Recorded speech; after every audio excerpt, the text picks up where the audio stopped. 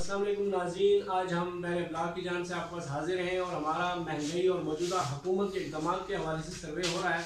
तो हमारे पास बैठे हैं मकाम खान साहब। ये मटेरियल का इनका बिज़नेस है और ये बिल्डर हैं माशाल्लाह। इनसे पूछते हैं कि मौजूदा दौर में आपके कारोबार में क्या असरात पड़े हैं, क्या मुस्बत पड़े हैं, मनफी पड़े हैं। इस सिलसिले में आप थोड़ा हमें आगाह कीजिएगा। ये तो कारोबार की जो बात किया जाए, कोई बंदा आके हमारे साथ बैठे, कारोबार के लेवल देखे, आजकल के नरफों को चेक करे, अच्छा, तो फिर सारा कुछ सामने आ जाता है कि आज से साल दो ढाई साल पहले क्या कोई सिस्टम था, इस वक्त क्या कोई सिस्टम चल रहा है। सही है, ठीक है।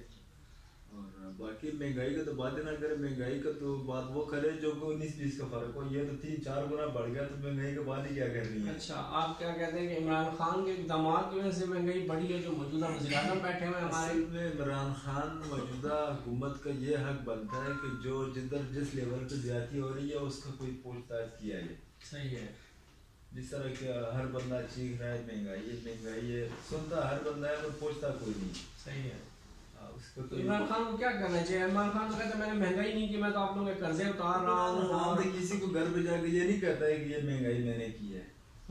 उसको उसका हक बनता है कि लाइक दैट किसी को भेजे, किसी से कोई तफ्तीश कराए कि भाई ये महंगाई क्यों हुई है। जिस बात के नाम लेता है कि भाई इस पे हमें कंट्रोल करना है, वही चीज बढ़ जाता है। सही है। तो किससे तफ्तीश कराए? वो तो खुद महंगाई बढ़ा रहा है, तो किससे तफ्तीश कराएगा? तफ्तीश फिर करना क्या है?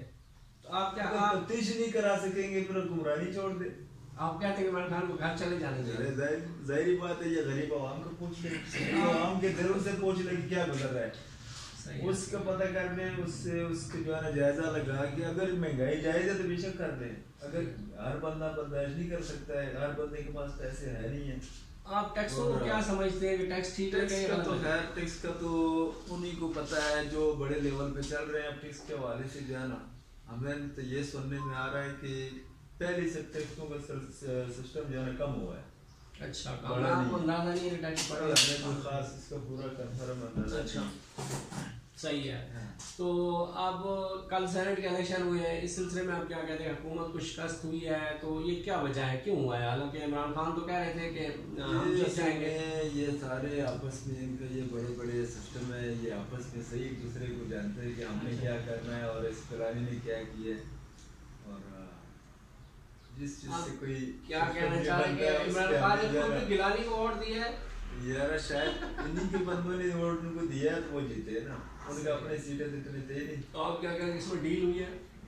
बगैर डीलिंग तो होती इमरान खान तो मसले के बाद ये है कि जिस वक्त ये हमारे जो भी होते हैं ये कहते हैं कि वोट नहीं बेचनी चाहिए, और जब ये खुद सीटों पे आके बैठते हैं इनकी वोटों की कीमत जो है वो अरबों में चले जाता है। ऐसा ही है। तो किसी गरीब तक जो है वो फायदा नहीं जाता है, वो आपस में सारा कुछ जो है करके। आप ये कहते हैं कि हुकूमत ने खुद मिल के यूसुफ रजा गिलानी को जितवाया है? हाँ, सारा ये सारा मिली भगत है, वो तो खुद इल्जाम लगा रहे हैं करप्शन हुई है, पैसे सिस्टम किए बगैर तो कोई सिस्टम चल ही नहीं सकता। अच्छा, सही है। तो अब इमरान खान को क्या मशवरा देना चाहेंगे कि वो महंगाई कम करने के हवाले से क्या करे?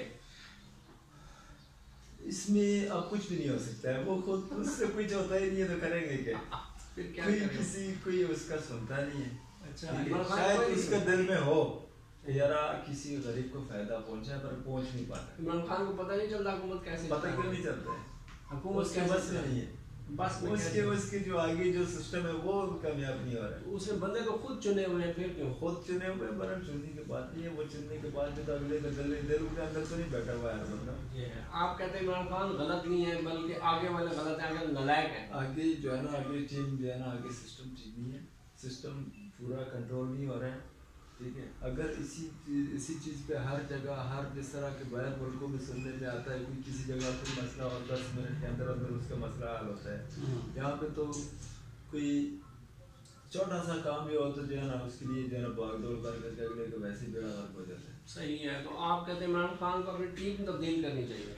टीम को देखना चाहिए कि हर बंदे से अपने उनका जो है ना रिजल्ट लेना चाहिए।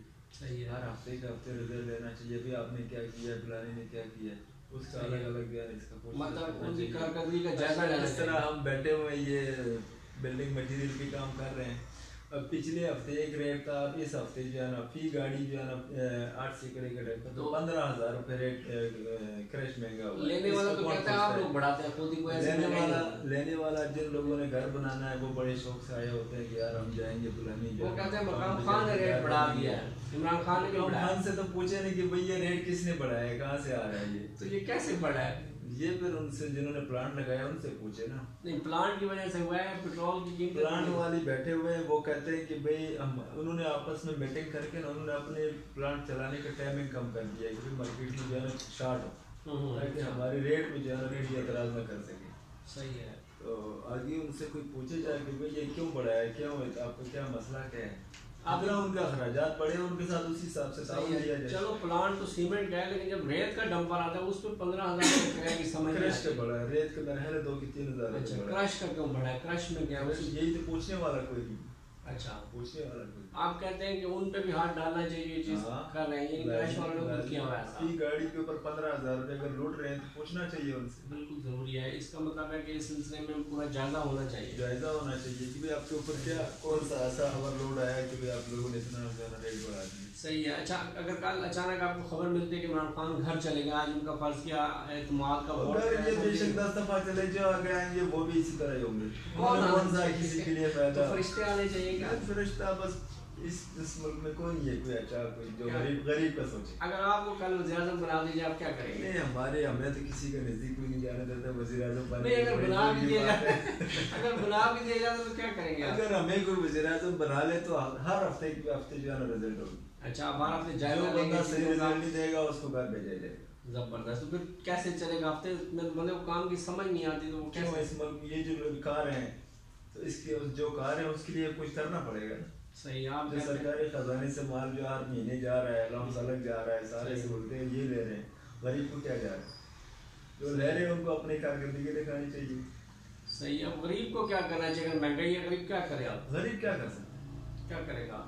गरीब चीखता है, रोता है, एक बच्चे छोटा बच्चा होता है उसको मारो, उसके पास रोने के अलावा क्या है उसके पास? सही है।